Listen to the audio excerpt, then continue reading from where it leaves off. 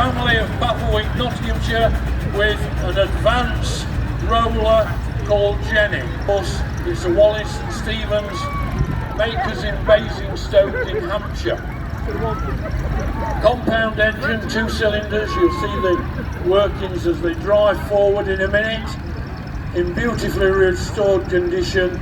Thank you very much indeed for being part of the show today.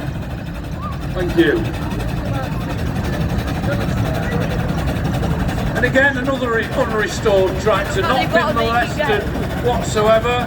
And John Redfern's grandfather bought this brand new in 1938 with the Nottinghamshire registration EAL 975. It should be harvest gold, but it is harvest gold under the rust.